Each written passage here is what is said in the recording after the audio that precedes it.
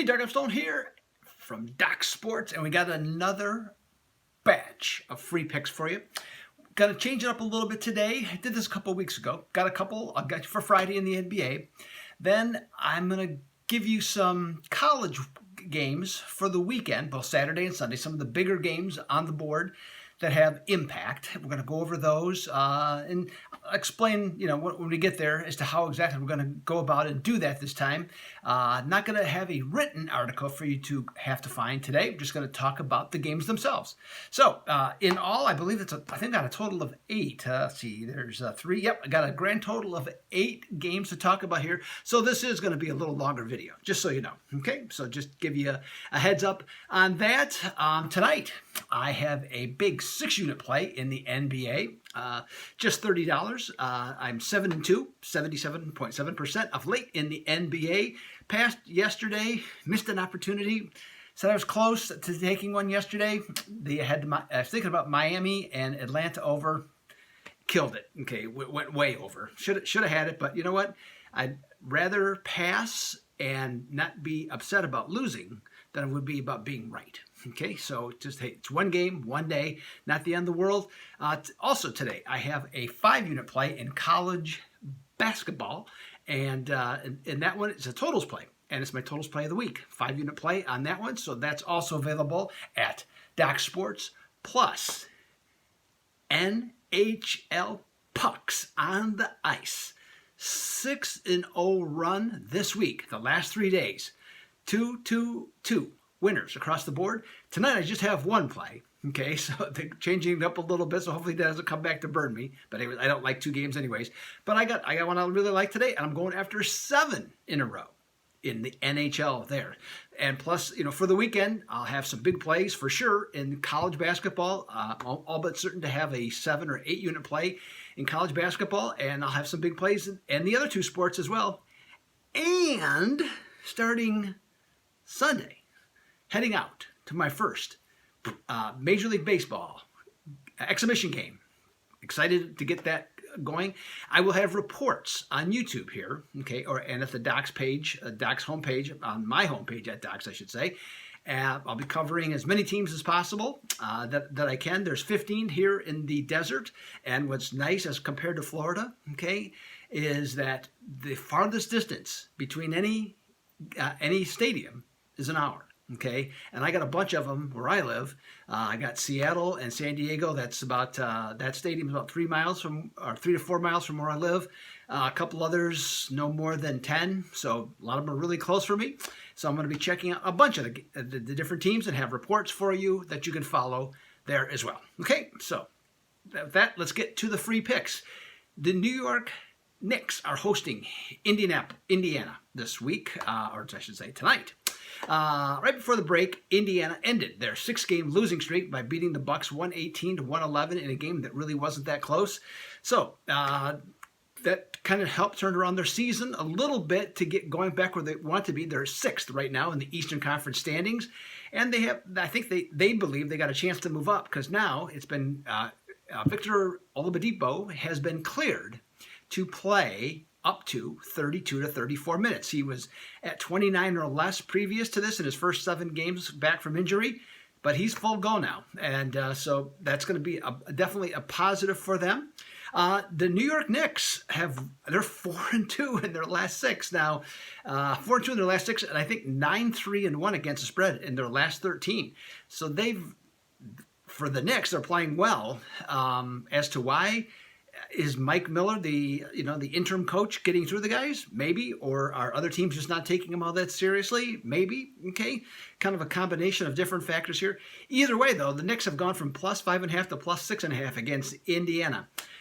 These first games back are tricky, I think. So it's like basically yesterday, today, and there's going to be a few more teams tomorrow, I believe, that haven't played yet. And because of that, I think it's best in some cases to take the points, especially on a home underdog here.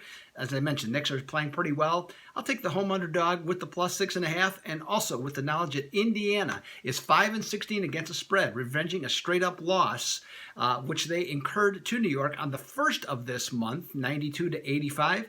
So let's take the +6.5 with the Knickerbockers. Next up, San Antonio is at Utah. Okay, now San Antonio is 23-31. This at the All-Star break. That is their worst record in the last 23 years. And the last time the record was this bad, they missed the playoffs. They haven't missed them since. 22 straight years. That's definitely in jeopardy. Coach Greg Popovich has complained, or I don't know if it's complained, he has stated his team is defensively challenged, and the numbers back him up, okay, on that one. San Antonio is 22nd in points allowed, 20th in field goal percentage defense, and 27th in three-point field goal percentage defense. All bad numbers for a team that typically is in the top 10 or at least the top 12 in defensive categories, but that's not the case with this team. And I think that's a big reason why the total has gone up from 221 to 224. Also, the fact that San Antonio is giving up 116.4 points per game on the road, and they're 19-8-1 over. Now Utah, they're more even keeled in their approach. Now they do play, they can play in high scoring games, which the last two between these teams has definitely been higher scoring games, and so they can play that way. They're 15-7 over when the total is 220 or higher. I think this one is also going to be an over. San Antonio comes into this one 12-2 over in February, the last 2 years on the road, and 23-7 on the road also when the total is 220 to 229.5. Let's take the over in the Jazz and the Spurs. Okay, both of those on Friday. Now Saturday, huge monster game Saturday. Baylor, Kansas, number 1 versus number 3. It's going to be in Waco. It should be just a fantastic game. Now, I'm going to give you some general point spreads on here and how I'm coming up with these, because they're not out, of course, yet. But how I come up with these is I take my numbers and I combine them with another site and I get a range. Now, they're not always right, okay, because obviously the odds makers take in different things, but I'm taking it from a pure standpoint of a power rating possibility. So I got Baylor at anywhere from a pick to -2 over Kansas, and I'm going to stick with Baylor in this one. I just think overall their defense is absolutely fantastic. Not that Kansas isn't, okay? Kansas defense is, it's this much different than Baylor's. But I think at home, with their ability of their guards, okay, to shoot the ball, they have more scoring options. I think this is just the game that they're just going to get it done. I don't expect it. I mean, if Baylor, if it's 2 points, if Baylor's favored by 2, if Baylor won by 3, can't say I'd be surprised, okay? Can't say I'd be surprised if Kansas won either, to be perfectly honest. But I just think the Baylor defense is going to be enough of a difference, and they have more players that have the ability to score at various levels, okay? So that's I think their advantage going into this game. So that's why I'm going to say take Baylor, okay, in that one. Next up, Xavier and Villanova. Now, my numbers come out that Xavier at home should be anywhere from a pick to -2. I don't think that'll be the line, okay? I wouldn't be at all surprised, because I think public perception still is with Villanova, so I wouldn't be at all surprised if Villanova's -1. Xavier, since the calendar turned to February, has been playing great. They're 4-1, 5-0 against the spread. All those games that they were close into the final 3-4 minutes earlier in the season, they're now winning those games. So this team has grown in confidence, has grown in their belief in themselves. Villanova is not the Villanova that's won the championships. They're an okay team, nothing great. Okay, I don't have any problem at all taking the more confident Xavier team at home in this one. Next up, this was a game that everybody's gonna be looking for, but this is a big game in the Colonial. Hofstra is the leader in the conference, and Delaware is in third place. This game is at Delaware. Hofstra, I've seen them play I think 3 times. I like this team. I think they're going to be able to go into Delaware, take care of business, win and cover the game. I have Hofstra as anywhere from a pick to -2. I know it's a familiar thing, but it's just what the power ratings keep coming out at. But I don't have a problem taking Hofstra at those numbers. I'd go to -2, no problem whatsoever. If by chance it would be 4, Okay, I'm not saying it will be, but I would be more hesitant at 4, but certainly at 2 for sure, 3 quite possibly. Okay, I had no problem taking Hofstra.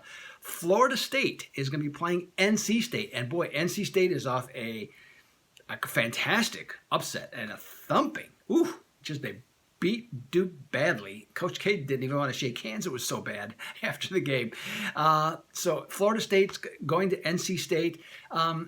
I look at NC State, though. They fired up for that game, ready to go. The game before, they lost at Boston. They lost to Boston College. Okay, this is a team that you cannot trust. It's not reliable. Florida State, great depth. They have a lot of options in terms of scoring. They're very long defensively. They've had some problems. They've lost games that are slowdown games. North Carolina State does not play slowdown, which I think is more advantageous to Florida State in this case. So I'm going to take Florida State again. Got it from a pick to -2 on Florida State.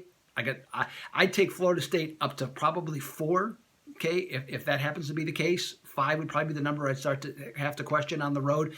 But up to -4 Florida State, I'm good. Okay, I'll take the Seminoles to take care of business in that one.